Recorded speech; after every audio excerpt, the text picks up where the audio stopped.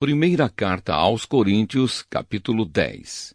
Conselhos contra a adoração de ídolos. Irmãos, eu quero que vocês lembrem do que aconteceu com os nossos antepassados que seguiram Moisés. Todos foram protegidos pela nuvem e passaram pelo Mar Vermelho. Como seguidores de Moisés, eles foram batizados na nuvem e no mar. Todos comeram da mesma comida espiritual e beberam da mesma bebida espiritual, pois bebiam daquela rocha espiritual que ia com eles, e a rocha era Cristo. Mas Deus não ficou contente com a maioria deles, e por isso eles morreram, e os seus corpos ficaram espalhados no deserto. Tudo isso aconteceu a fim de nos servir de exemplo para nós não querermos coisas más como eles quiseram, nem adorarmos ídolos como alguns deles adoraram. Como dizem as Escrituras Sagradas, o povo sentou-se para comer e beber e se levantou para se divertir. Não devemos cometer imoralidade sexual como alguns deles fizeram. E porque eles fizeram isso, 23.000 deles caíram mortos num dia só. Não devemos pôr à prova a paciência de Cristo, como alguns deles fizeram, e por isso foram mortos pelas cobras. Vocês não devem se queixar, como fizeram alguns deles, e por isso foram destruídos pelo anjo da morte.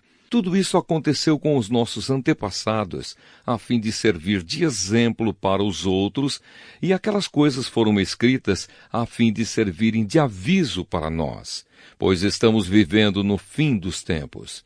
Portanto, aquele que pensa que está de pé, é melhor ter cuidado para não cair. As tentações que vocês têm de enfrentar são as mesmas que os outros enfrentam. Mas Deus cumpre a sua promessa e não deixará que vocês sofram tentações que vocês não têm forças para suportar. Quando uma tentação vier, Deus dará forças a vocês para suportá-la, e assim vocês poderão sair dela.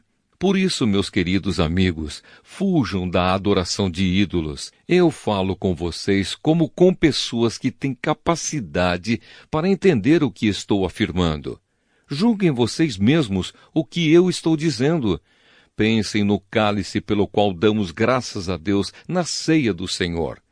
Será que quando bebemos desse cálice não estamos tomando parte no sangue de Cristo? E quando partimos e comemos o pão, não estamos tomando parte no corpo de Cristo? Mesmo sendo muitos, todos comemos do mesmo pão, que é um só, e por isso somos um só corpo. Pensem no povo de Israel. Aqueles que comem as coisas oferecidas em sacrifícios tomam parte juntos no sacrifício que é oferecido a Deus no altar. O que é que eu quero dizer com isso? Que o ídolo ou o alimento que é oferecido a ele tem algum valor? É claro que não.